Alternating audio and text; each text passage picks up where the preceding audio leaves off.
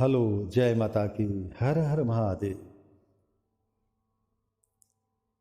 फाल्गुन शुक्ल पक्ष एकादशी जो 25 मार्च 2021 को है और कल ही है। आइए एकादशी के व्रत की महिमा को जानते हैं, कैसे व्रत करना चाहिए और इसका फल क्या होता है और इसे आमल की एकादशी क्यों कहा जाता है, आंवले का क्या महात्म है। आइए इस पे चर्चा करते हैं। सबसे पहले श्री परिवार चैनल को आप सब्सक्राइब अवश्य करें, इससे हमारी सभी वीडियो आपके यूट्यूब चैनल पे अपने आप पहुंच जाएंगी और आपको सुलभ में प्राप्त हो जाएंगे। आइए, जय माता बगलामुखी, हर हर महादेव। 25 मार्च 2021 को फाल्गुन शुक्ल पक्ष एकादशी है। इस दिन एकादशी का व्रत प्रत्येक मनुष्य को करना चाहिए। एकादशी का व्रत 10वीं तिथि से शुरू करनी चाहिए। इस एकादशी के दिन शिव महादेव अपनी पत्नी पार्वती के साथ विवाह के पश्चात पहली बार काशी नगरी में गए थे। इसी कारण काशी नगरी को इस दिन खूब सजाया जाता है, खूब उत्सव मनाए जाते हैं। और जानते हैं, सभी पौधों में श्रेष्ठ आंवल का पौधा होता है, आंवले का पौधा होता है और इसी के नाम पर आंवल की एकादशी भी पड़ी है। क्यों?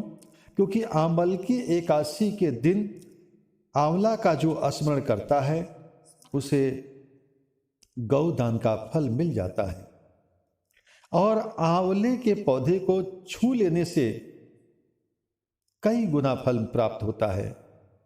और अगर मनुष्य आंवले के पौधे की परिक्रमा 5, 7, 9, 11, 21 या 108 बार कर लेता है तो उसे सहस्त्र गुना फल की प्राप्ति होती है।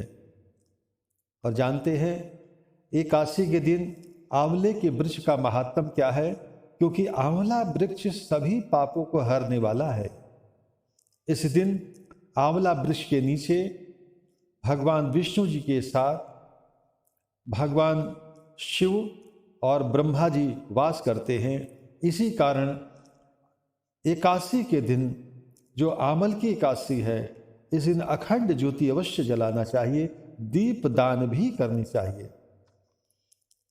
और जानते हैं, शाखाओं में मुनियों का वास रहता है, टहनियों में देवताओं का स्थान होता है, वास होता है और पत्तों में वसु का स्थान माना जाता है।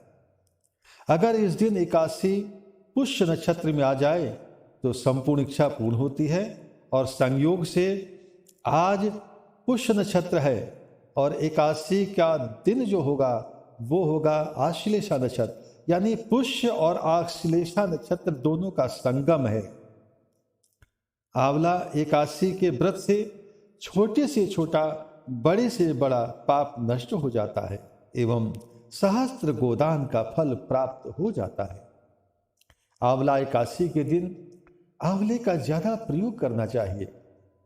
आंवले के रस को पानी में डालकर स्नान करना चाहिए, शरीर में लगाना चाहिए और आंवले का दान करना चाहिए, अपने बालों में भी लगाना चाहिए। आंवले के जड़ में दूध चढ़ाने से, कलावा बांधने से मनुष्य की सभी मनोकामना पूर्ण होती है। और ध्यान रखें, इस दिन तुलसी पत्र कभी नहीं तोड़ना चाहिए। तुलसी पत्र तोड़ने से भारी पातक लगता है। एक दिन पहले तोड़ सकते हैं। एकादशी के दिन व्रत करे या ना करे, दूसरे के घर का भोजन कभी नहीं खाना चाहिए। और भगवान विष्णु को इस दिन पान अवश्य चढ़ाना चाहिए। और ध्यान रखें, प्रयोग बताते हैं, 5 आंवले का फल और सिंदूर ले लें और मिठाई ले लें, ये भगवान विष्णु को अर्पित करें। और साथ में ओम नमो भगवते वासुदेवाय, ये 12 अक्षर नामक मंत्र का जप करें 108 बार, और जाप करने के बाद उस आंवले पर सिंदूर को लगा दें और कपड़े में लपेट कर उसमें 7 गांठ बांधकर अपने व्यापार वाले तिजोरी में रख दें या अपने घर वाले तिजोरी में रख दें। आपकी तिजोरी हमेशा बढ़ती रहेगी, वृद्धि होती रहेगी। और ध्यान रखें, तुलसी पत्तों की 21 या 11 पत्ते या 31 पत्ते की माला बनाकर भगवान विष्णु को अर्पित करें। इससे अक्षय फल की प्राप्ति होती है। और काशी में जानते हैं, काशी में इसी दिन से होली खेली जाती है और इस दिन होली की शुरुआत हो जाती है, शुभारंभ हो जाती है।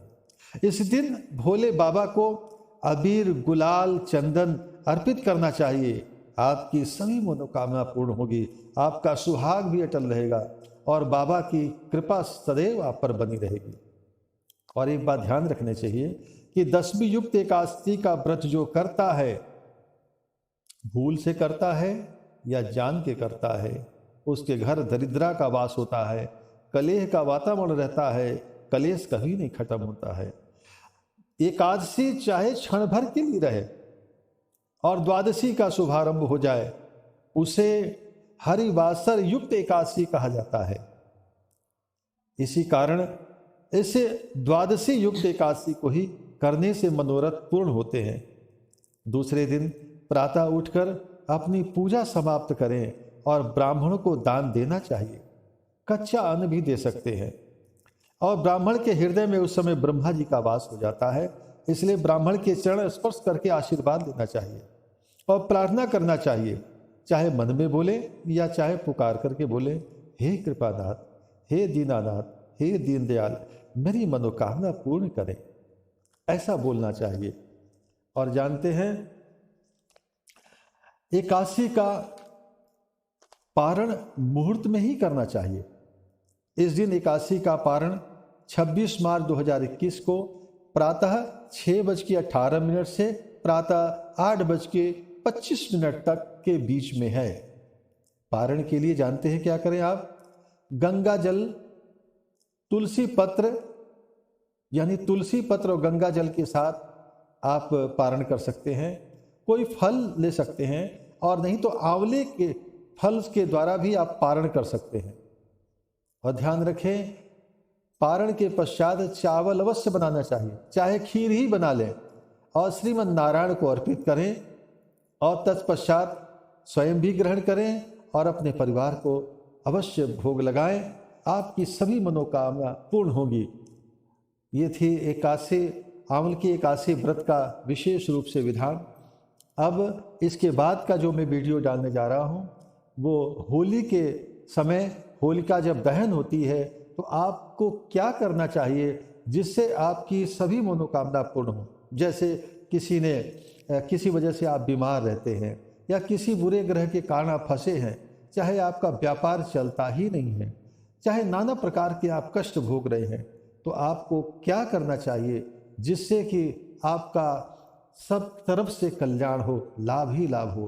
तो अगले वीडियो में आप देखिए, होली का दहन के दिन आपको, होलिका दहन की रात्रि में आपको क्या करना चाहिए उसके विषय में आपको बताएंगे। आइए श्री परिवार चैनल को सब्सक्राइब करें और लाइक करें। मैं श्री परिवार पीठाधीश्वर कृष्णा स्वामी जी आपसे हम बात कर रहे थे। अगले वीडियो के लिए जय माता की, हर हर महादेव।